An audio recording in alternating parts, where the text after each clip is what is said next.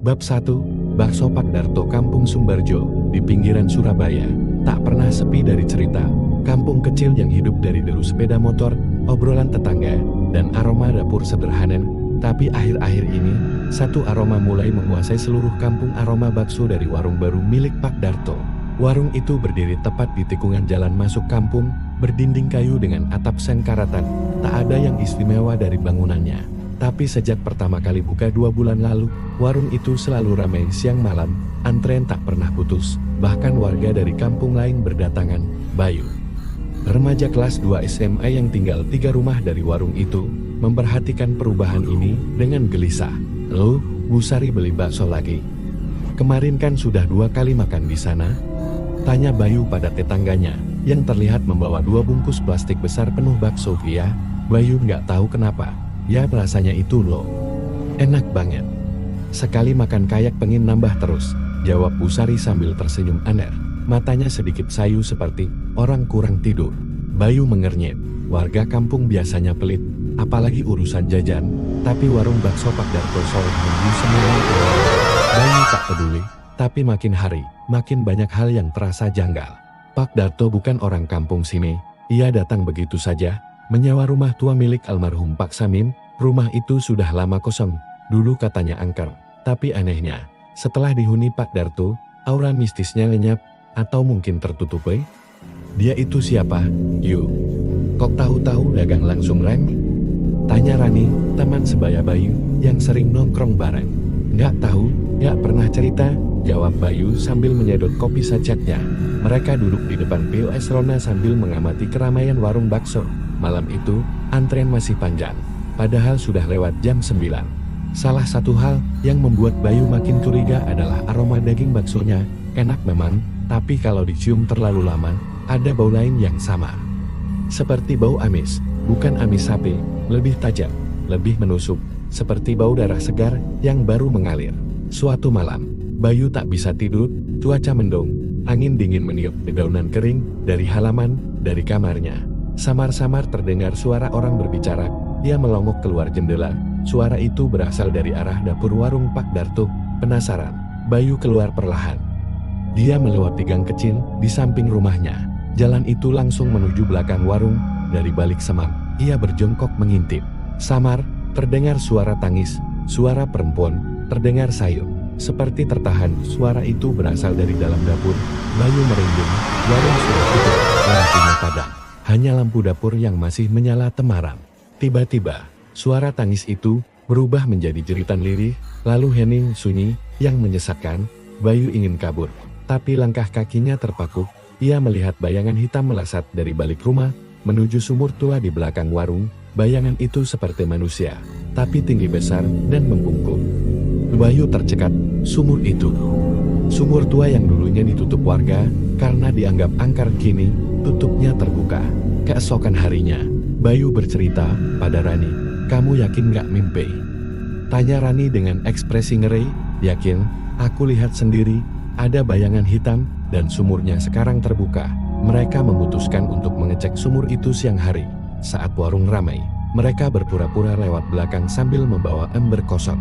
Benar saja, tutup sumur dari sang itu terbuka sebagian, di sekelilingnya ada bekas lumpur, seolah sesuatu sering naik turun dari dalamnya.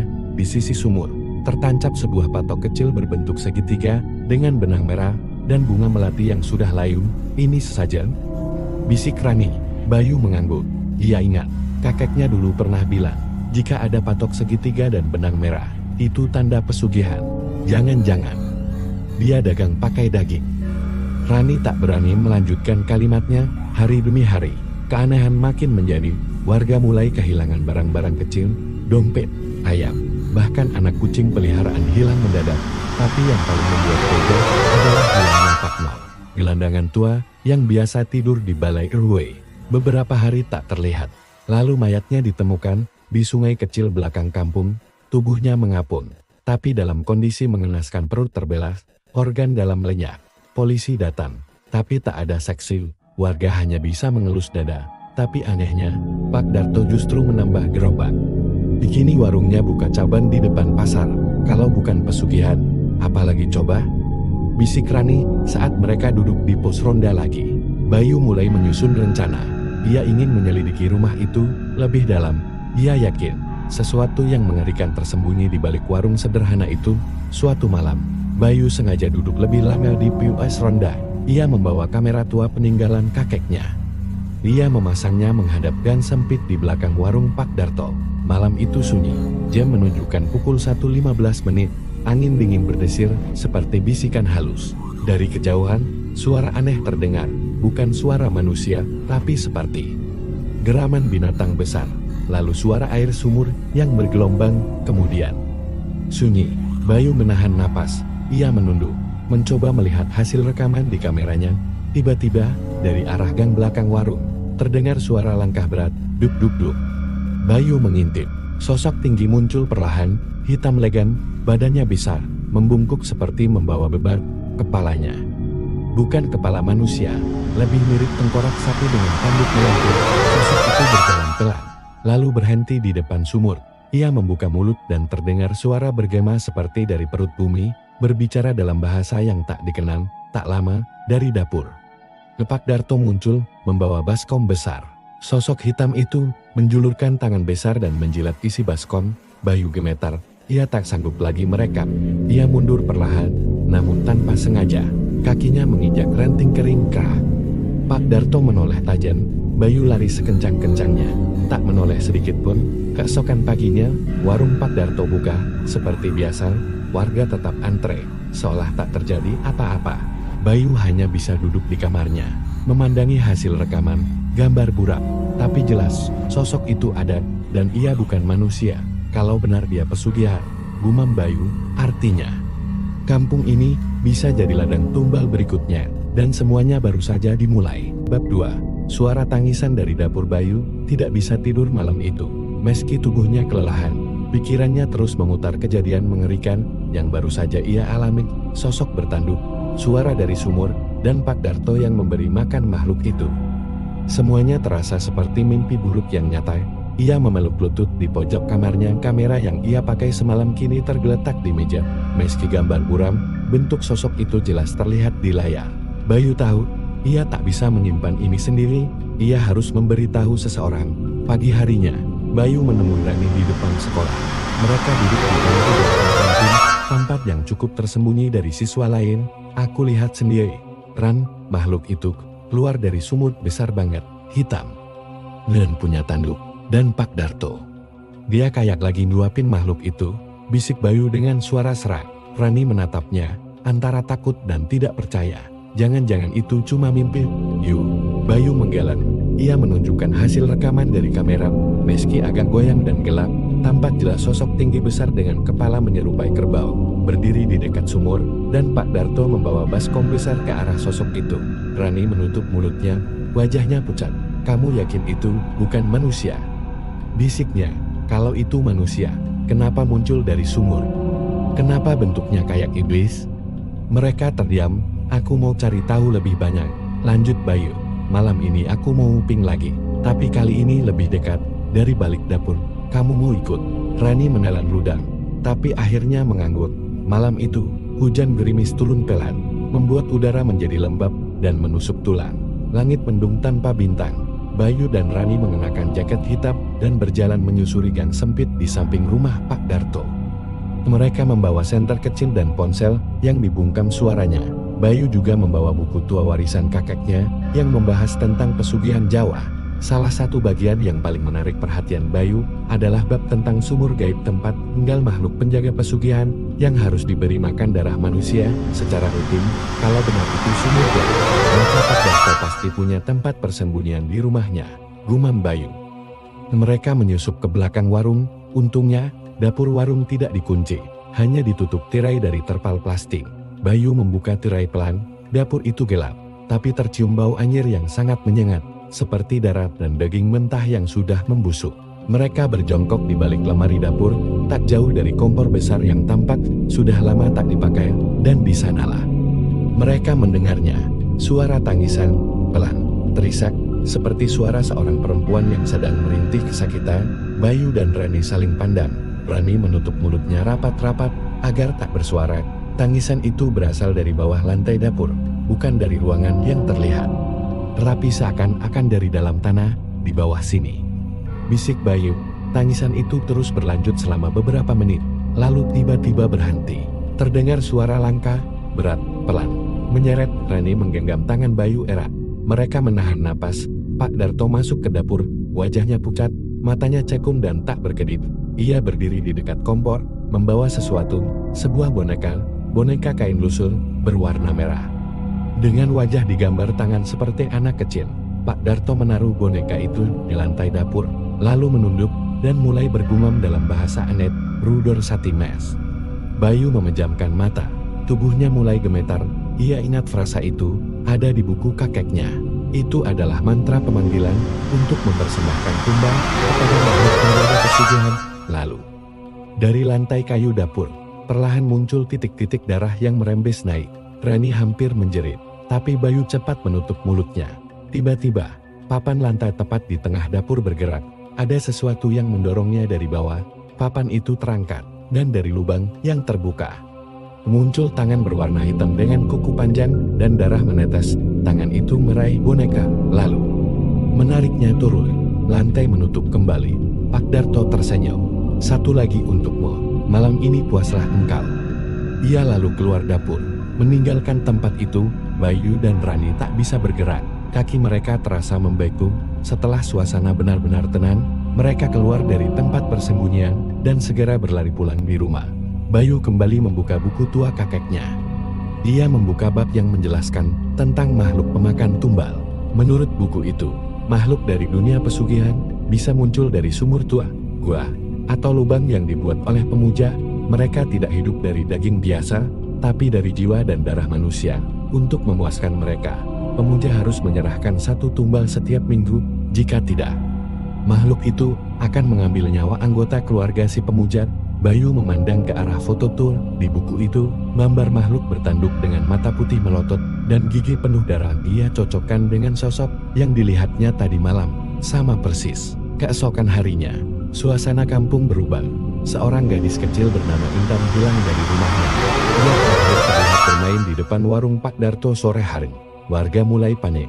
Polisi kembali datang, mencari kemana-mana. Tapi tak ada hasil. Bayu dan Rani saling menatap dengan ngeri. Lihat tumbal berikutnya. Lirih Rani. Pak Darto justru mengumumkan hari itu, bakso gratis untuk seluruh warga. Warga berdatangan, mereka makan dengan lahap, bahkan ada yang sampai 3 mangkok. Bayu hanya bisa berdiri jauh, memandangi panci besar yang mengepul dari dapur Pak Darto, dan membayangkan, apakah daging di dalamnya adalah milik Intan? Ia menahan mual, perutnya bergolak, tapi ia tahu, ia tak bisa diam lagi. Malam itu, Bayu memutuskan untuk membuka lantai dapur Pak Darto. Ia tak ingin hanya mengintip dari jauh, ia ingin tahu apa yang sebenarnya ada di bawah sana. Aku ikut, kata Rani. Enggak, kamu tunggu di luar. Ya kalau aku nggak keluar dalam 5 menit, kabur dan kasih tahu warga, jangan masuk, tegas Bayu. Rani mengangguk pelan, meski wajahnya cemas, dengan oben dan senter. Bayu menyelinap masuk ke dapur, bau amis semakin kuat malam ini. Ia mengangkat papan lantai tempat tangan hitam itu muncul semalam. Perlahan, papan itu terlepas, di bawahnya, ada tangga batu tua, yang menurun ke bawah tanah. Bayu menguatkan hati, lalu menuruni tangga itu. Di dasar tangga, Bayu tiba di sebuah lorong sempit dari batu, penuh simbol aneh yang terukir di dinding. Cahaya merah redup menyala dari lilin-lilin kecil di sepanjang jalan. Ia melangkah pelan. Lorong itu berujung pada sebuah ruangan bundar, berisi altar penuh darah dan tulang. Di tengah ruangan, ada kandang dari besi karatan. Di dalamnya, terduduk seorang gadis kecil, Intan. Bisik Bayu. Gadis itu terlihat lemas, matanya kosong, tangannya terikat rantai. Bayu mendekat, mencoba membuka pintu kandang, tapi terkunci. Ia mencari kunci di sekitar altar, dan menemukannya tergantung di patung batu kepala kerbau. Saat ia hendak membuka gembok, terdengar suara geraman. Dari lubang di pojok ruangan, muncul makhluk bertanduk itu. Kali ini, matanya menyala merah, tubuhnya 2 kali lebih besar dari semalam, dan darah menetes dari mulutnya. Bayu panik. Ia membuka kandang dengan cepat dan menarik Intan keluar. Makhluk itu mengaum, mengguncang ruangan, batu-batu runtuh dari langit-langit. Bayu menggendong Intan dan berlari naik tangga. Makhluk itu mengejar, Suara langkahnya menghentak-hentak Ranu yang menunggu di luar terkejut saat melihat Bayu keluar membawa Intan. "Ayo lari!" teriak Bayu. Mereka berlari sejauh mungkin, sementara dari dalam rumah terdengar raungan panjang seperti suara kematian. Pagi harinya, warga kampung geger. Rumah Pak Darto ditemukan dalam kondisi porak-poranda, dapur terbakar sebagian, dan lantai amblas ke dalam tanah. Pak Darto menghilang. Gak ada yang tahu kemana dia pergi. Polisi menyelidiki tapi tak menemukan jejak. Intan ditemukan selamat, meski masih trauma dan belum bisa bicara. Dia hanya bisa menggambar kepala kerbau bertanduk dan panci besar berisi tangan manusia. Warga mulai menjauhi warung bakso itu, tak ada yang berani mendekat lagi. Tapi bagi Bayu, semuanya belum selesai. Di balik semua kengerian itu, ia merasa makhluk itu belum pergi, belum puas, dan malam-malam di kampung Sumberjo belum akan tenang. Bab 3. Mayat tanpa organ. Suasana kampung Sumberjo berubah drastis sejak insiden warung bakso terbakar dan hilangnya Pak Darto. Warung itu kini ditutup dengan garis polisi. Namun warga sudah tak berani mendekat. Meski begitu, bau amis dan anyir aneh masih tercium tiap malam. Apalagi setelah pukul 2 dini hari konon, beberapa warga tua melihat asap hitam keluar dari dalam reruntuhan dapur Pak Darto. Sementara itu, Bayu dan Rani terus dihantui mimpi buruk. Setiap malam, Bayu bermimpi terjebak dalam lubang gelap dan ada makhluk bertanduk yang menyeret kakinya sambil tertawa pelan. Rani bahkan pernah terbangun sambil menjerit, mengaku melihat tangan hitam merayap keluar dari bawah tempat tidurnya. Meski mereka berhasil menyelamatkan Intan, ada firasat kuat bahwa makhluk itu belum selesai menuntut tumbalnya. Dan benar saja, malam keempat setelah kejadian itu, kampung kembali gempar. Pagi-pagi sekali, seorang pemulung bernama Pak Misnan yang biasa lewat ke gang belakang lapangan bola menemukan sesosok tubuh tergeletak di parit. Dia awalnya mengira itu hanya boneka atau karung plastik, tapi begitu mendekat, bau busuk menyengat menusuk hidungnya. Saat karung itu disentuh, kepala manusia terguling keluar. Jeritannya membangunkan warga satu RT. Tubuh itu dikenali sebagai Andre, remaja tanggung yang sehari-hari membantu keluarganya berjualan mie ayam di pinggir jalan. Tubuhnya penuh luka sayat, dan yang paling mengerikan, semua organ dalamnya hilang, tidak ada jantung, tidak ada hati, khususnya kosong. Wajahnya seperti membeku dalam ekspresi ketakutan yang luar biasa. Polisi datang dan langsung mengisolasi TKP, namun mereka tak menemukan jejak darah di sekitarnya. Seperti mayat itu sengaja dibuang dengan rapi setelah dipotong-potong antar, di mana warga mulai mengaitkan ini dengan kutukan warung bakso. Apa ini korban tumbal lagi? Bisik beberapa orang di pos ronda. Bayu yang mendengar berita itu langsung menemui Rani. "Kamu tahu apa yang aneh dari semua ini?" tanya Bayu, memperlihatkan buku tua milik kakeknya. Ia menunjuk bagian tentang ritual penyegelan jiwa. Menurut buku ini, kalau pemuja pesugihan gagal memberi tumbal sesuai waktu, makhluknya akan memilih korbannya sendiri, tapi bukan hanya membunuh, dia akan mengambil jiwa dan organ tubuh sebagai bayaran. Rani memandangi gambar makhluk dengan 4 tangan dan wajah kerbau dari buku itu. Makhluk itu belum puas. "Kita belum menghentikannya sepenuhnya," Bayu mengangguk. "Aku rasa kita harus cari tahu asal-usul sumur itu, tempat kemunculan pertama makhluk itu." Kakekku pernah bilang, dulu sumur seperti itu biasanya ditanam di atas tanah bekas pemakaman keramat. Mungkin dulu tempat itu pernah dipakai untuk sesuatu yang lebih gelap dari yang kita tahu malamnya. Bayu mengajak Rani menyelinap ke balai desa. Di sana ada ruang arsip tua yang menyimpan peta kampung dan dokumen sejarah. Dengan bantuan senter, mereka membuka-buka berkas dari tahun 1950-an hingga tahun 1980-an. Salah satu peta tua menunjukkan bahwa lokasi rumah Pak Darto dulunya adalah area pemakaman kecil milik keluarga Brotoseno, bangsawan kaya raya zaman kolonial. Tapi sejak tahun 1970, pemakaman itu digusur dan tanahnya dijual. Menurut catatan, keluarga Brotoseno dikenal suka melakukan ritual aliran sesat untuk menjaga kekayaan dan kekuasaan mereka. Beberapa warga bahkan menghilang misterius di masa itu. "Aku yakin sumur itu warisan mereka," bisik Bayu. Tiba-tiba, mereka mendengar suara ketukan pelan di jendela arsip. "Tok-tok TOK." Bayu menoleh cepat. Ruangan itu sepi, tak ada siapa-siapa di luar, tapi di kaca jendela tampak bekas telapak tangan berdarah. Rani mundur ketakutan. Bayu meraih buku arsip dan buru-buru keluar dari sana. Esok harinya, kampung kembali geger. Korban kedua ditemukan Ibu Warni penjual sayur yang biasa keliling dengan gerobak. Tubuhnya ditemukan di kolam belakang sekolah, mengambang dengan mata melotot dan mulut ternganga, dan lagi-lagi, semua organ dalamnya hilang. Kali ini lebih parah. Seluruh tulang rusuknya tercabik terbuka, seakan dicongkel paksa. Hanya kulit dan daging luar yang tersisa. Bahkan polisi yang memeriksa TKP muntah di tempat melihatnya bersama dan mendatangkan ustaz dari luar kampung. Namun malam harinya, ustadz itu mengaku melihat bayangan besar bertanduk di atap masjid dan mendengar suara orang menangis dari arah rumah Pak Darto. Bayu dan Rani mulai menyusun rencana. Mereka ingin menutup sumur iblis itu, menurut buku warisan kakek Bayu. Ada cara untuk menghentikan makhluk pesugihan. Makhluk tidak bisa dibunuh, tapi bisa disegel kembali dengan mantra leluhur dan darah pemilik ikatan pertama. Apa maksudnya darah pemilik ikatan pertama? Tanya Rani. Bayu berpikir keras. Mungkin darah Pak Darto, tapi dia hilang. Belum tentu, bisik Bayu. Kalau makhluk itu belum kenyang, dia pasti masih menjaga tubuh Pak Darto. Bisa jadi Pak Darto disembunyikan sebagai jaminan. Dan kalau kita temukan jasadnya atau darahnya, kita bisa pakai untuk menyegel sumur itu. Malam itu, Bayu dan Rani kembali ke rumah Pak Darto yang kini nyaris runtuh.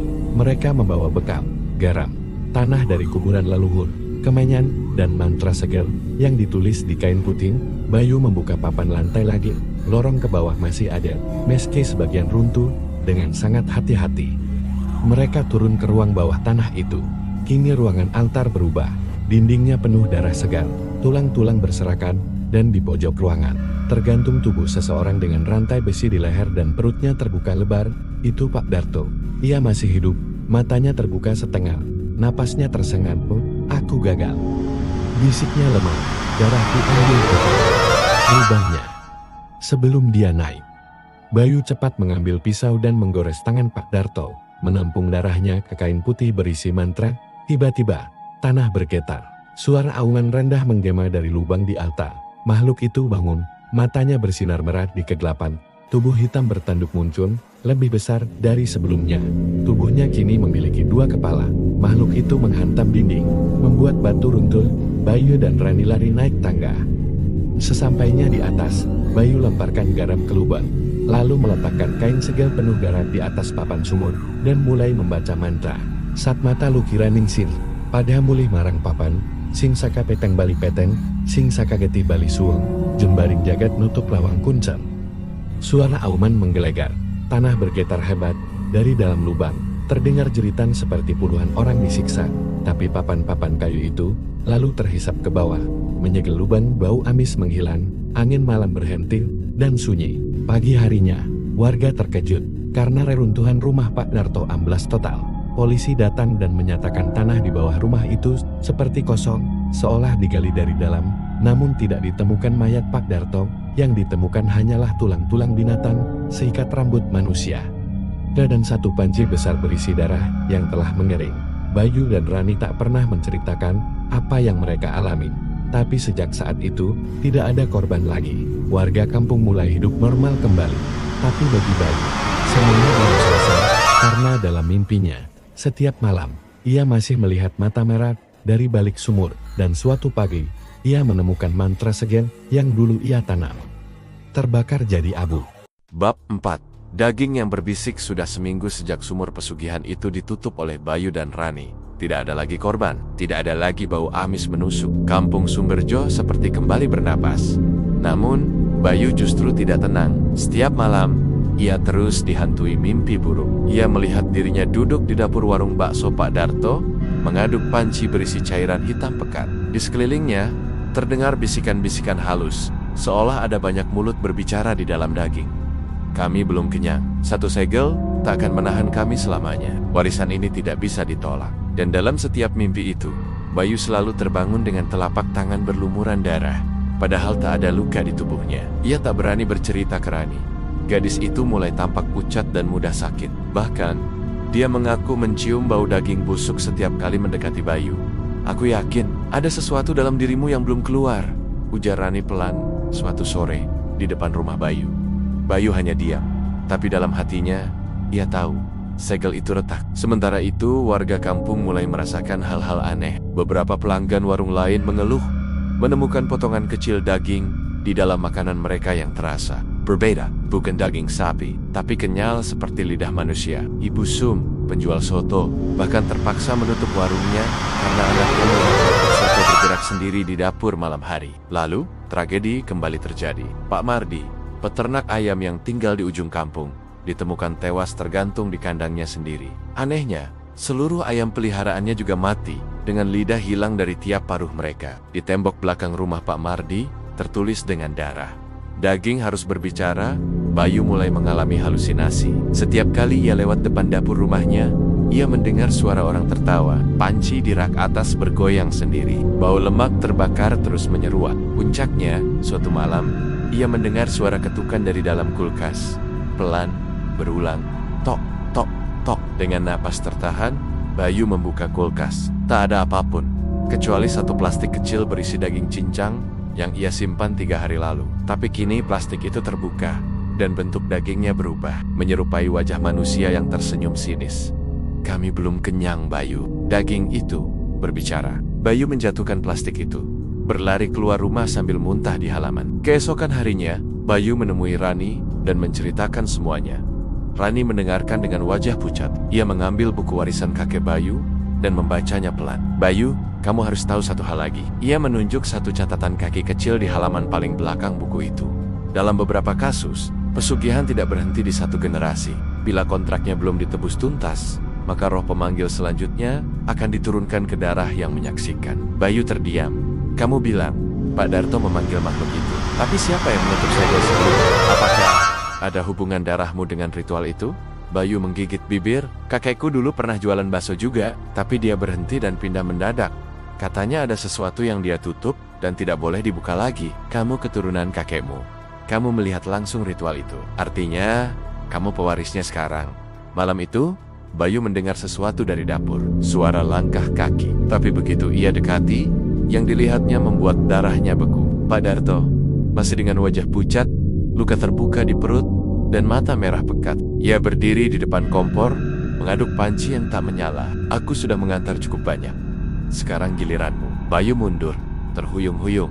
Kamu buka segel itu dengan darahku, maka pengikatnya berpindah ke kamu. Kamu yang harus kasih makan mereka sekarang. Pak Darto menunjuk panci kosong. Tapi Bayu melihat, dari dalam panci itu muncul tangan-tangan kecil, menggeliat seperti cacing, menggapai ke atas. Kau lihat, mereka lapar. Bayu menjerit, lalu pingsan. Saat sadar, ia sudah berada di kamar. Rani duduk di sampingnya dengan wajah cemas. Bayu, aku tahu kamu harus menghentikan ini, tapi kamu tidak bisa sendirian.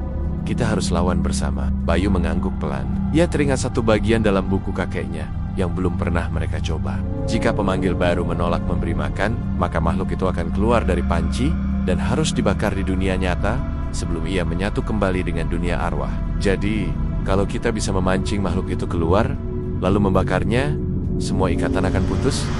Tanya Bayu. Rani mengerti, tapi harus dilakukan saat bulan gelap, ketika roh terlemah, yaitu malam Jumat lagi. Bayu mengecek kalender. Itu, 2 hari lagi. Dalam 2 hari itu, kampung makin aneh. Beberapa warga melihat daging di warung-warung berdenyut sendiri. Seorang anak kecil bahkan dibawa ke rumah sakit karena memakan bakso yang bergerak di mulutnya. Saat dibuka, bakso itu mengandung lidah manusia yang masih utuh. Polisi datang, tapi semua bukti lenyap sebelum bisa disita. Dan malam menjelang. Jumat, langit mendang, angin dingin berembus. Listrik di kampung padam tanpa alasan. Bayu dan Rani mempersiapkan panci besi besar, membakarnya di halaman rumah dengan kayu bakar dan minyak tanah. Di atas api, mereka taruh sesajen dan mantra penolak. Bayu membawa daging dari kulkas, potongan terakhir dari mimpi buruknya. Lalu ia mulai membaca mantra, saka daging Bali, nyawa, saka nyawa Bali, angkara, saka panjer Bali marang penjaga, nanging dudu aku sing gelem ngladi. Langit menggelegar, api membesar, dan dari dalam panci, makhluk itu muncul. Kini bentuknya jauh lebih mengerikan. Kepala manusia bertumpuk-tumpuk, tubuh hitam berurat, tangan yang memanjang seperti sulur, dan dari dadanya muncul wajah Pak Darto, menjerit kesakitan. Aku lapar. Bayu dan Rani segera menyiramnya dengan minyak tanah dan garam kuburan. Makhluk itu melolong, membakar dirinya sendiri, tubuhnya mencair, seperti lilin. Tapi sebelum menghilang, ia berbisik pelan. Kamu pikir ini cukup? Warisan ini sudah masuk darahmu. Kita akan bertemu lagi di generasi berikutnya. dan ia lenyap dalam api. Kampung Sumberjo tenang kembali, tapi Bayu tahu, tenang itu hanya sementara. Ia dan Rani memutuskan pindah dari kampung itu, menetap di kota lain, membuka usaha kecil-kecilan. Namun dalam setiap mangkuk yang ia lihat, setiap aroma daging yang ia cium, selalu ada bisikan samar.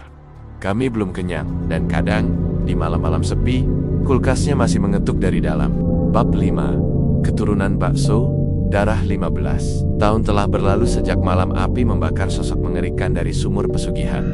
Kampung Sumberjo kini berkembang menjadi desa modern. Sudah ada minimarket, jaringan internet lancar, dan rumah-rumah berlantai 2 mulai berdiri. Tapi di balik semua kemajuan itu, aroma lama belum benar-benar hilang. Bayu dan Rani kini tinggal di luar kota. Mereka punya satu anak laki-laki, Arka, usia 13 tahun. Anak itu tumbuh cerdas, pendiam, dan memiliki kepekaan yang aneh terhadap bau, terutama daging. Sejak usia 7 tahun, Arka sering bertanya, "Kenapa daging bakso baunya kayak orang sakit ya?" Atau, "Aku mimpi ada orang di dalam kulkas. Dia manggil aku." Bayu selalu mencoba mengalihkan.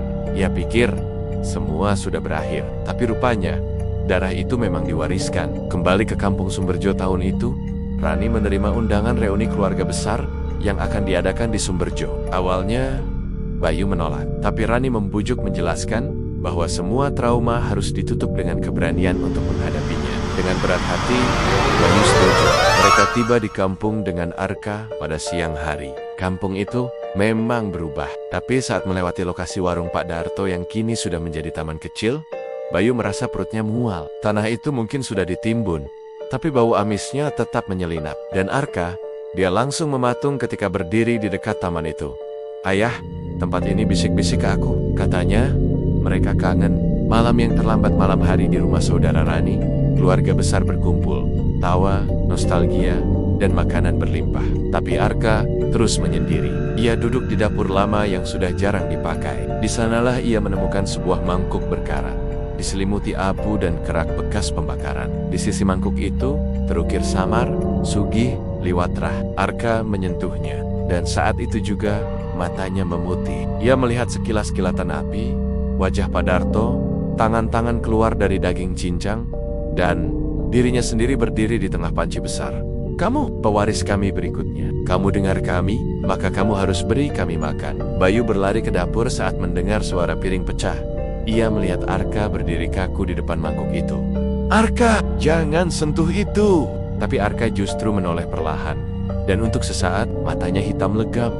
"Aku bisa dengar suara mereka ya, mereka ingin kembali." Bayu segera menyiram mangkuk itu dengan air garam yang selalu ia bawa. Arka terjatuh dan sadar, menangis sambil menggigil. "Ayah, aku takut. Di dalam sana gelap banget, tapi mereka tahu nggak?" Malam kedua, sesuatu terjadi di rumah kepala kampung. Pak Sugeng, yang kini menjabat sebagai kepala desa, ditemukan terkunci di dalam kamar mandi. Suaranya terdengar seperti sedang mengomel sendiri. Tapi saat pintu didobrak, yang mereka temukan membuat semua warga ngeri. Pak Sugeng duduk di pojok, memakan daging mentah dari karung yang berisi tulang ayam. Tapi daging itu tidak bau ayam. Baunya seperti jenazah, enak, suguh, mulutnya belepotan darah. Ia tertawa seperti kesurupan, dan di dinding kamar mandi tertulis, "Sugih, liwat anakmu." Bayu tahu, makhluk itu belum mati. Ia hanya menunggu generasi baru. Rahasia di kamar kakek. Bayu mengendap ke kamar tua milik kakeknya yang kini tidak dihuni. Ia mencari sisa buku lama di balik lantai kayu yang longgar.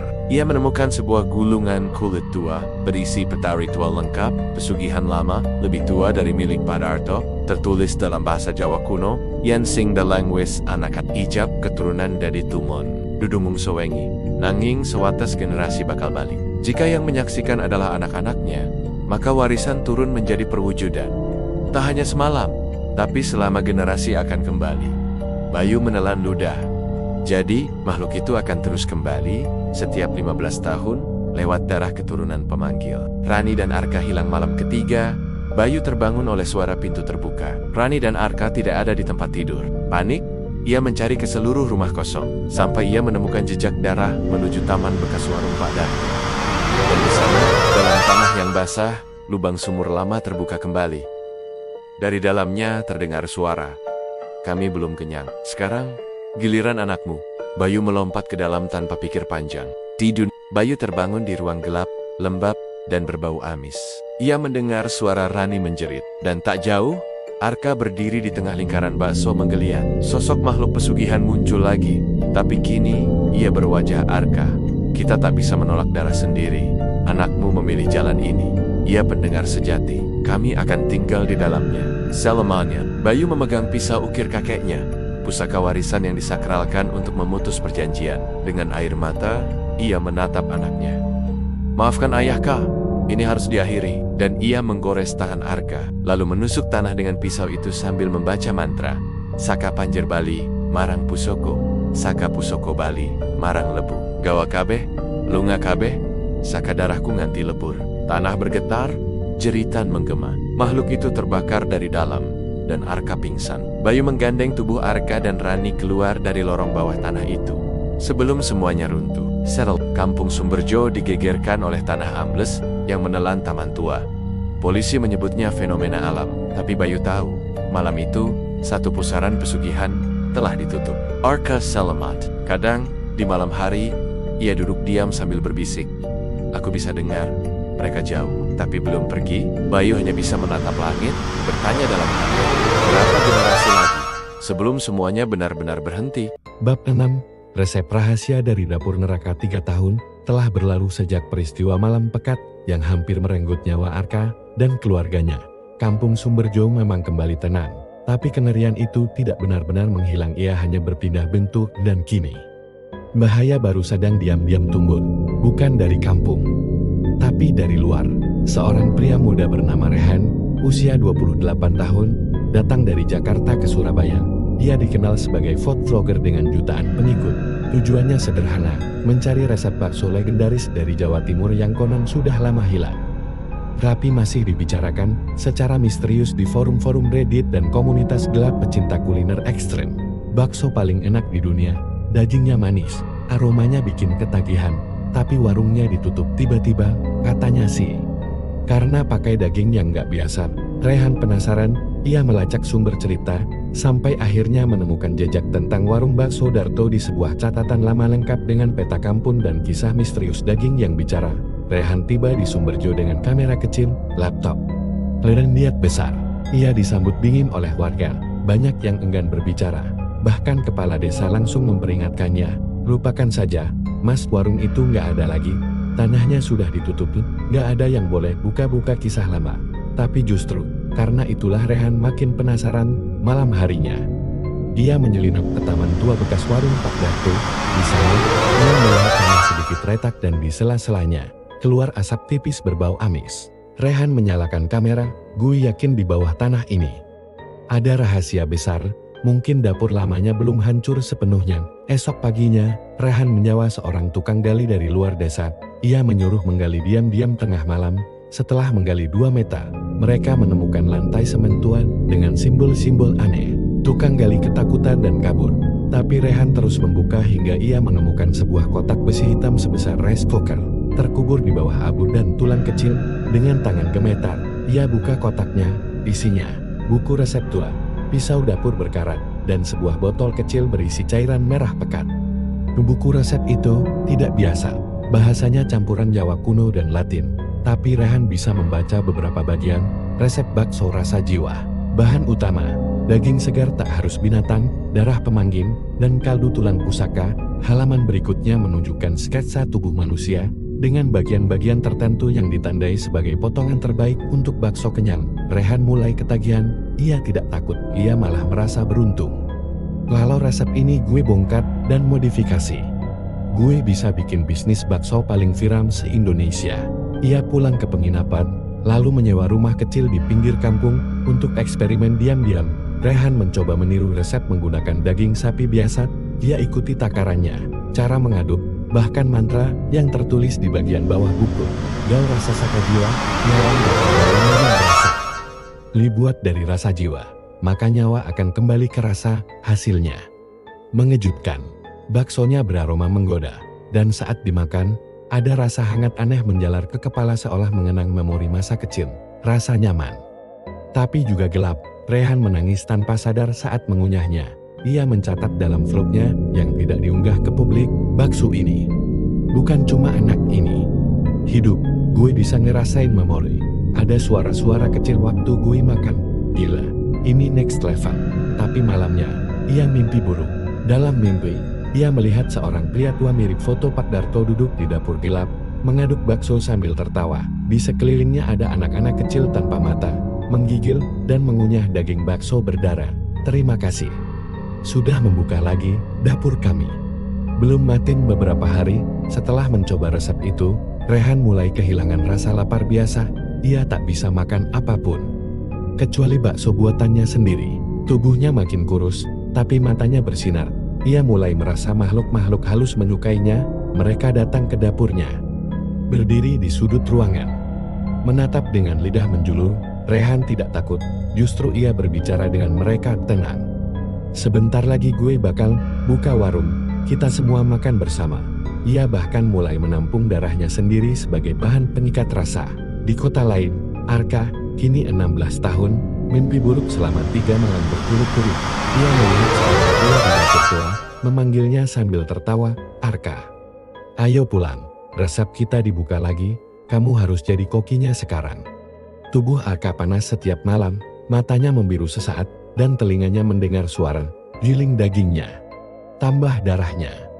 Bayu dan Rani sadar, ada yang membuka jalur itu lagi. Mereka langsung menyelidiki, dan berita lokal tentang bakso paling enak yang sedang diuji diam-diam di Sumberjo oleh food vlogger Jakarta muncul di blog kuliner bawah tanah. Bayu tahu, dapur neraka itu hidup kembali. Bayu, Rani, dan Arka kembali ke kampung. Mereka mencari Rehan, tapi pria itu tak muncul dimanapun. Rumah sewanya kosong kecuali dapur di belakang, yang kini dipenuhi panci-panci tua, dan daging menggeliat dalam ember. Arka melihat satu panci mendidih, dan dari dalamnya, muncul tangan kecil melambai ke arah mereka. Arka, ayo main masak minus masakan. Arka muntah darah, matanya berubah hitam. Bayu mencengkeram pundaknya, dan membaca mantra penutup dari buku lama. Saka nyawa sing dudu, bali marang panggonan sing sejati, dari nyawa yang bukan haknya, kembalilah ke tempat asalmu. Panci meledak, daging mencair, tapi suara Rehan muncul dari belakang. Kenapa kalian menghancurkan karya saya? Wajahnya kurus, matanya merah, kulitnya seperti lilin melelang. Aku hanya ingin bikin bakso enak. Kenapa harus kalian yang ganggu? Bayu melawan, mereka berkelahi. Pisau pusaka yang dibawa Rani akhirnya menusuk dada Rehan, dan dari asap hitam pekat yang menjerit seperti ratusan mulut. Rehan meledak jadi abu, dan semua peralatan di dapur hancur sendiri, terbakar dengan suara. Kami belum kenyang, tapi kami akan diam dulu. Arka masih lemas, tapi dia tersenyum. Ayah, kali ini mereka benar-benar pergi. Bayu memeluk anaknya, berharap itu benar. Tapi jauh di Jakarta, di forum gelap yang diakses ribuan pecinta kuliner ekstrem, seseorang baru saja mengunggah salinan digital dari buku resep lama yang sempat dipindai diam-diam oleh Rehan. Di judulnya Bakso Rasa Jiwa, warisan leluhur Darto, dan komentar pertama di postingan itu, gue udah coba resepnya, gila sih. Kayak bisa ngobrol sama yang udah mati waktu makan. Bab 7. Pembeli terakhir di warung setan. Hujan deras mengguyur kawasan Gunung Anyar, Surabaya Timur. Di pojok gang sempit, berdiri sebuah warung kecil dengan spanduk kusam, bertuliskan, bakso rasa jiwa sedapnya sampai mimpi. Tak ada yang tahu siapa pemiliknya, tak ada yang melihat proses bangunannya. Tapi entah bagaimana, warung itu muncul semalam, lengkap dengan gerobak tua dan bangku panjang dari kayu jati menghitam. Aroma kuah kaldu menyebar ke seluruh lingkungan, seperti sulap menyihir siapapun yang mencium untuk datang. Warung ini dijalankan oleh seorang pemuda bertopi hoodie hitam bernama Galang. Ia adalah pengikut forum bawah tanah yang membaca salinan buku resep bakso Darto versi digital. Galang bekerja sebagai juru masak di restoran cepat saji, tapi jiwanya kosong. Dia bosan hidup miskin, dihina, dan diabaikan. Maka ketika membaca testimoni tentang bakso yang bisa membuat pelanggan ketagihan secara spiritual, ia langsung tertarik. Ia praktekkan resep dari buku digital itu, lengkap dengan ritual kecil yang ditulis. Letakkan daging di bawah bulan mati, campur darahmu sendiri, ucapkan janji di atas api, aku beri rasa, kamu beri nyawa. Yang mengejutkan, bakso pertamanya menggeliat sendiri saat direbus. Malam pertama warung dibuka, tidak ada satu manusia pun datang. Hingga pukul 11 malam, saat hujan makin deras, Seorang lelaki buta dengan tongkat kayu berdiri di depan warung. Wajahnya pucat, matanya tertutup kain merah. Aku mencium bau, rasa yang hilang puluhan tahun. Galang gugup. Tapi lelaki itu duduk dan memesan satu mangkuk.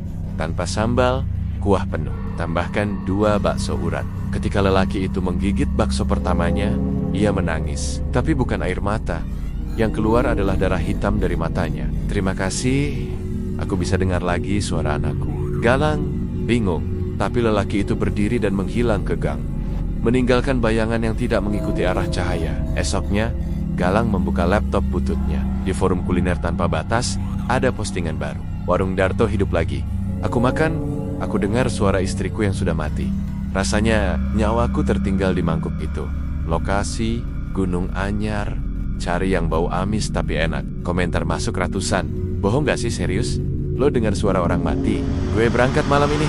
Malam itu, 12 orang datang ke warung kecil Galang. Sebagian menangis, sebagian ketawa seperti orang kesurupan. Semua kembali esoknya.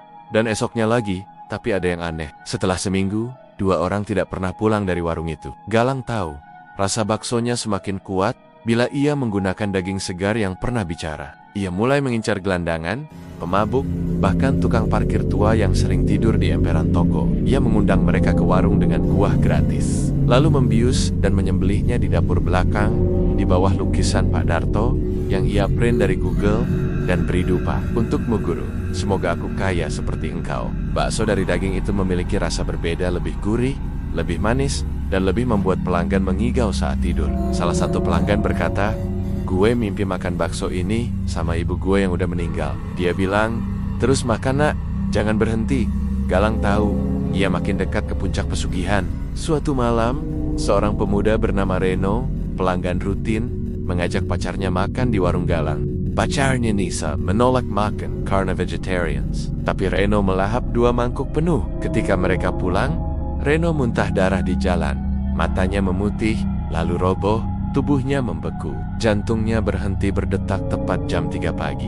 Namun, saat dibawa ke rumah sakit, jasadnya hilang dari kamar jenazah. CCTV memperlihatkan sosoknya bangun, lalu berjalan tertatih keluar, menuju arah warung bakso. Nisa yang histeris membuat laporan polisi. Tapi ketika polisi datang ke warung Galang, warung itu sudah gelap. Tanah tempatnya berdiri, menjadi basah dan berlendir. Seolah baru saja ada kuburan digali. Dari jauh, Arka dan keluarganya melihat berita ini dari siaran YouTube misteri lokal. Warung bakso horor muncul lalu menghilang. Apakah ini warisan Darto, sang penyaji nyawa? Bayu, ayah Arka, memukul meja. Ini belum selesai. Jalur pesugihan itu dibuka lagi. Kali ini bukan hanya 1 orang, tapi bisa jadi akan jadi gerakan. Arka merasakan daging di tenggorokannya seperti menggumpal, walau ia belum makan. Ia tahu, rasa itu adalah undangan. Galang kini tak lagi tidur. Ia sibuk memasak, berbicara dengan sosok tak kasat mata yang tinggal di dapur. Tuan Darto, berapa lagi nyawa yang harus saya beri? 10 nyawa setiap bulan, maka kamu akan punya 10 gerobak di seluruh kota. Dan memang, malam itu, gerobak-gerobak bakso mirip warung Galang mulai muncul di 5 titik Surabaya, semuanya tanpa izin. Semuanya menyajikan kuah yang sama, manis, kenyal, dan penuh rasa kehilangan. Tapi ada satu gerobak yang pelanggan pertamanya bukan manusia. Di lokasi paling terpencil, dekat makam tua tak bernama di Tambak Sari, berdiri gerobak kelima milik Galang. Tukang jaga gerobaknya adalah pemuda bayaran bernama Udin, mantan narapidana yang tak tahu apa-apa soal pesugihan. Malam itu, sekitar jam 2, seorang wanita tua berkerudung merah datang, menyeret kakinya pelan. Nah, 1 mangkuk bakso, banyak kirot, tambah tulang. Udin menyajikan seperti biasa. Wanita itu memakan perlahan.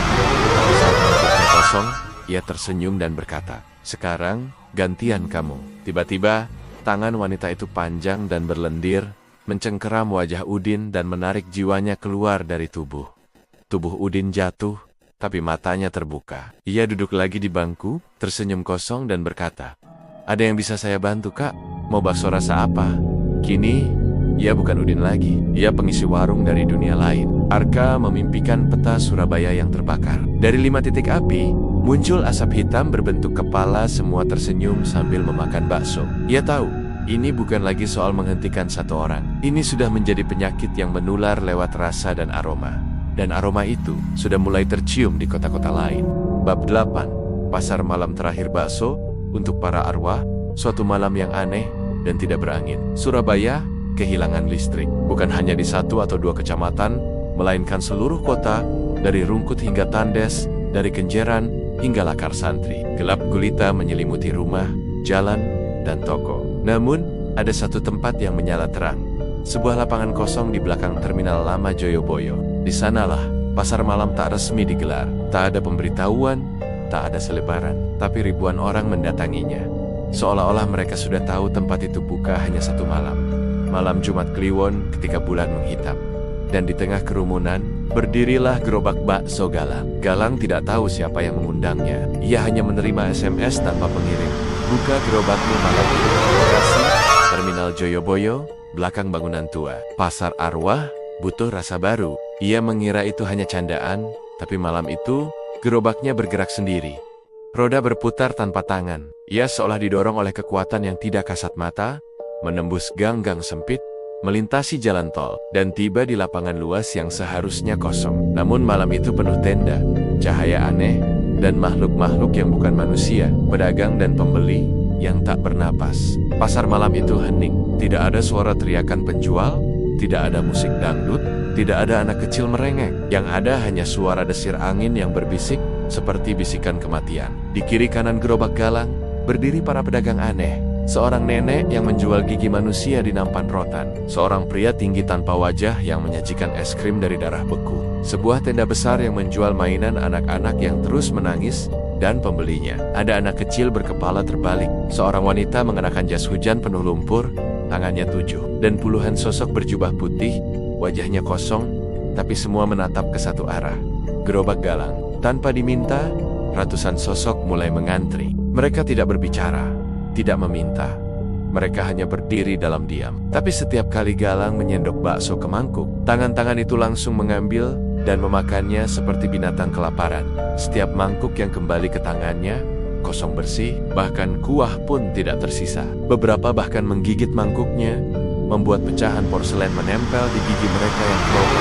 Salah satu pelanggan, seorang pria kurus berkepala separuh bolong, mendekat dan berbisik. Rasanya seperti hidup kembali. Tejing ini mengingatkanku pada malam aku dibakar hidup. Hidup di Kalimas. Galang tak lagi takut. Ia malah bangga. Ini adalah level baru. Bukan lagi melayani manusia, tapi melayani roh penasaran. Di ujung pasar, berdiri seorang wanita cantik berbaju hitam. Wajahnya tidak berubah, meski pengunjung lain berlalu lalang seperti kabut. Ia memanggil Galang dengan jari lentik yang panjang, kukunya merah darah. Mas Galang, I can't say. Wanita itu membawanya ke tenda hitam yang digantung dari tulang manusia. Di dalamnya, duduk sosok berkepala kerbau dan bertubuh manusia. Selamat datang di pasar malam terakhir, Galang. Kami telah mencicipi bakso buatanmu. Dan kami terkesan. Kini, kamu layak menerima gerobak emas. Dari balik tirai, muncul sebuah gerobak besar berlapis emas, berhiaskan ukiran tengkorak, dan asap tipis keluar dari dalam kuahnya. Di atas gerobak, terukir tulisan, Raja Bakso Neraka Sang Kepala Kerbau berkata, dengan ini, kamu bisa membuka cabang, tak hanya di dunia manusia, tapi juga di alam mimpi, di neraka kecil, di pikiran orang mati. Tapi, ada harga. Mulai malam ini, kamu tidak hanya memberi daging manusia, tapi juga menyajikan daging orang yang kamu sayangi. Galang tercekat. Ia tak punya banyak keluarga, tapi ia masih punya ibu yang tinggal di rumah jompo, dan satu adik perempuannya yang tinggal di Malang. Kau harus pilih, kata wanita hitam, ibu atau adikmu. Satu untuk dilupakan.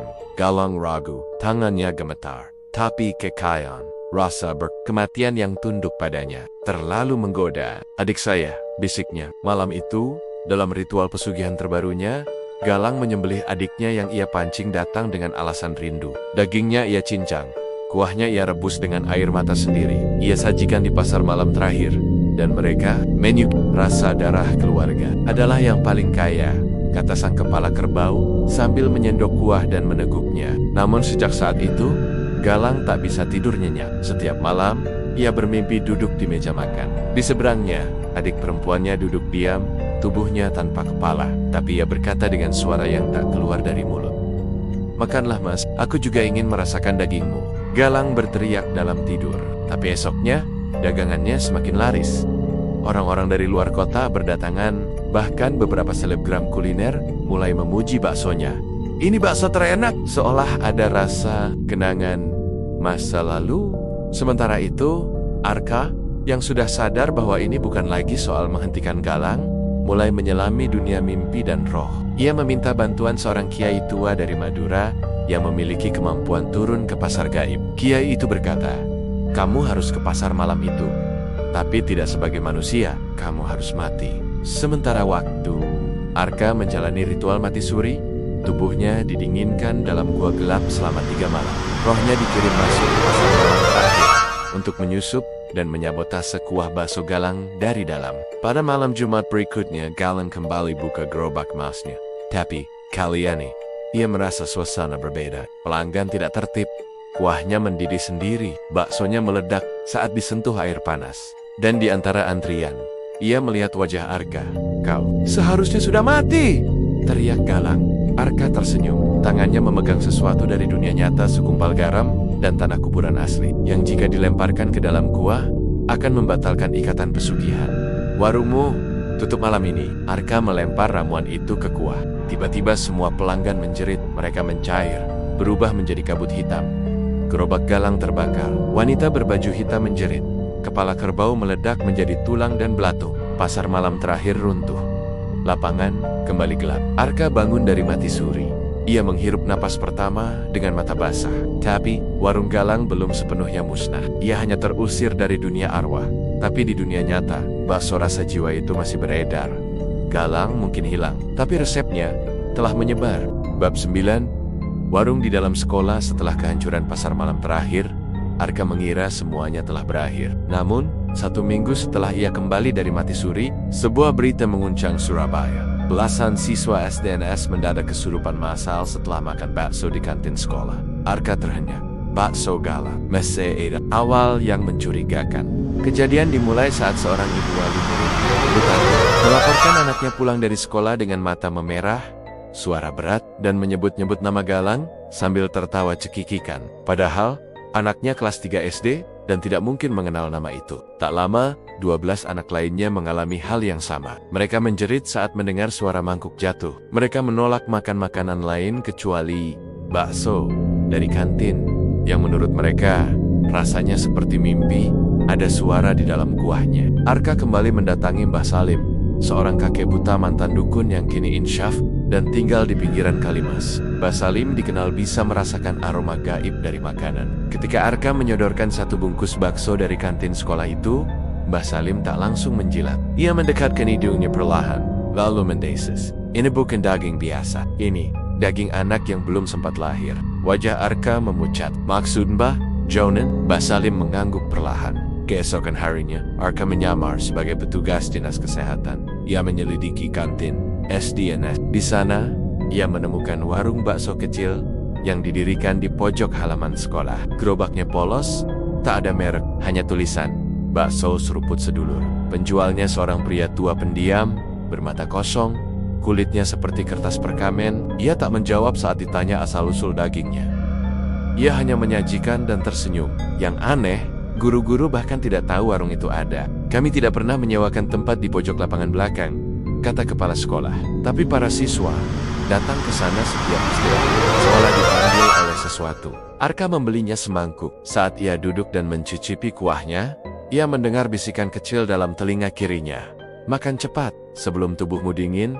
Ia berhenti, tapi anak-anak di sekelilingnya yang makan bakso itu juga tampak mulai berubah. Mata mereka membelalak, tangan mereka mencengkram sendok erat. Dan setelah beberapa suapan, mereka tertawa bersama-sama. Tertawa yang tidak normal. Tertawa yang seperti direkam dan diputar ulang. Malam itu, Arka bermimpi dirinya berdiri di lapangan SDNS yang gelap. Di tengahnya ada sumur tua. Dan dari dalam sumur itu, muncul adik Galang yang ia tahu sudah dikorbankan. Galang telah mewariskan resepnya. Dia bukan lagi tukang bakso.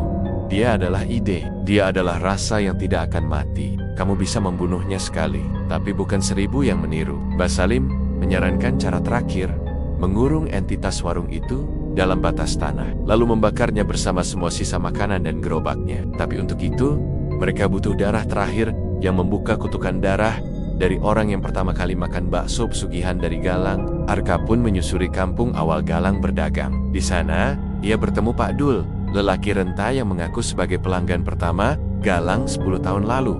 Dulu baksonya biasa saja, tapi sejak tahun kedua saya mimpi makan daging sendiri. Arka memohon bantuan Pak Dul dengan darah kecil yang diambil dari jari kelingkingnya. Mereka melakukan ritual batas, mengelilingi sekolah dengan tanah kuburan, garam kasar, dan air kelapa muda. Tengah malam, hujan turun deras. Dengan bantuan warga dan 2 guru yang menyadari keanehan, Arka masuk ke sekolah. Tapi saat mereka mendekati gerobak, penjual tua itu berteriak keras, lalu tubuhnya mencair, menjadi daging bakso. Gerobaknya mulai bergetar. Kuah dalam panci mendidih tanpa api. Anak-anak yang sedang tidur di kelas mendadak terbangun dan meronta. Mulut mereka ingin mengejar mangkuk yang belum ada. Arka membacakan ayat-ayat ruqyah. Mbah Salim menabur garam. Lalu mereka membakar gerobak itu. Tapi dari dalam kobaran api, terdengar suara yang membuat semua bulu kuduk berdiri. Selamat makan. Kami buka cabang di mana saja ada orang lapar dan tamak. Keesokan harinya, gerobak itu musnah. Siswa-siswa kembali normal. Tapi Arka tahu, ini bukan akhir. Karena di malam-malam berikutnya, muncul pedagang bakso baru di luar kota, sama gerobaknya, sama cara berdagangnya, dan selalu ada satu rasa yang tak bisa dijelaskan. Rasa ingin makan daging sendiri. Bab 10. Kandang daging dan kota yang lapar Surabaya kembali tenang untuk sementara. Setelah penghancuran gerobak pesugihan di sekolah, Arka merasa sedikit lega, tapi hanya sepekan berlalu, ia menerima pesan suara tanpa nomor. Kami bukan hanya satu. Kami adalah rasa yang diwariskan. Kamu bisa membakar warung, tapi tidak selera manusia. Diikuti dengan bunyi sendok beradu mangkuk. Dan suara teriakan seseorang sangat nyaring. Arka sadar perang belum berakhir. Dalam 2 minggu, muncul laporan dari daerah di Sidoarjo. Sekelompok pemuda mendirikan komunitas bernama Sedulur Kuah yang hanya memakan bakso tertentu dan melakukan meditasi setelah makan. Di Gresik, satu RT mengadakan ritual bakar tulang sapi tengah malam sambil membacakan doa-doa yang tidak dikenali. Di Banyuwangi, 4 orang hilang setelah mengikuti festival bakso rahasia. Dan di pusat semua itu, ada satu nama, kandang daging. Dari penyelidikan Arka dan Mbah Salim, kandang daging adalah markas terakhir pesugihan bakso. Letaknya tersembunyi di bekas rumah jagal ilegal di dalam hutan kecil antara Waru dan Gunung Anyar. Rumah jagal itu dulunya tempat penyembelihan sapi, tapi ditutup setelah ditemukan 18 mayat manusia di dalam freezer. Kini, tempat itu hidup kembali, tapi bukan untuk sapi, untuk manusia. Arka, Mbah Salim, dan wartawan muda bernama Raina menyusup ke lokasi itu malam hari. Tepat pukul 2 dini hari, mereka melihat orang-orang berpakaian putih, membawa mangkuk, sendok, dan potongan daging mentah. Mereka berbaris dalam diam ke sebuah gudang besar berlampu merah. Di dalam, berdiri meja penyajian raksasa, seperti altar, dengan kuah mendidih di kuali besar, dan di atasnya, bayangan Galang. Arka tercengang. Kau sudah mati. Galang menoleh perlahan.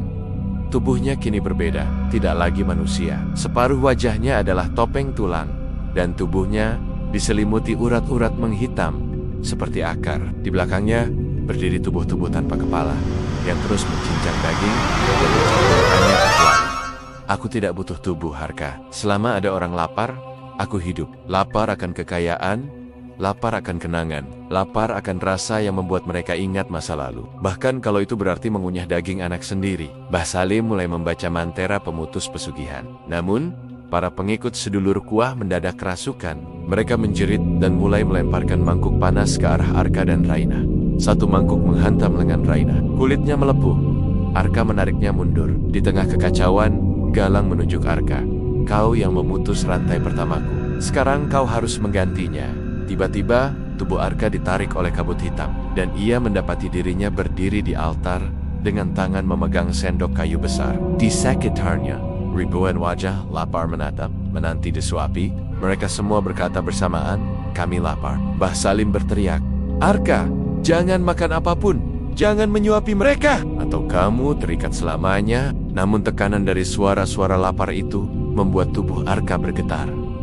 Ia ingat adiknya yang dulu mati karena bakso ini. Ia ingat semua anak-anak yang dirasuki. Ia tahu, satu-satunya cara menghancurkan altar rasa adalah menyajikan rasa terakhir, daging Galang sendiri. Dengan kekuatan terakhir, Arka melompat ke arah Galang dan menusukkan sendok kayu tajam ke dada Galang. "Ini yang terakhir! Jangan kembali dan menghilanglah." Tubuh Galang meledak dalam jeritan ribuan suara. Kuah mendidih berubah menjadi darah. Kuali runtuh, para pengikut roboh satu persatu. Rumah gagal mulai terbakar dari dalam. Raina dan Mbah Salim menarik Arka keluar di detik-detik terakhir sebelum tempat itu runtuh dalam api. Epilog. 6 bulan kemudian Surabaya kembali normal. Bakso kembali menjadi bakso. Tanpa rasa aneh, tanpa kuah berbicara. Kantin sekolah buka biasa. Pedagang gerobak melintas seperti biasa. Tapi di suatu warung kecil di pelosok Lamongan, seorang bocah membeli semangkuk bakso. Ia tersenyum puas. "Enak ya Bu, rasanya kayak mimpi." Dan dari kuahnya terdengar sayup, "Selamat makan, hal ini tidak akan selesai begitu saja. Kau menghilangkan di satu wilayah, masih bisa kubuka di wilayah lain. Cemat."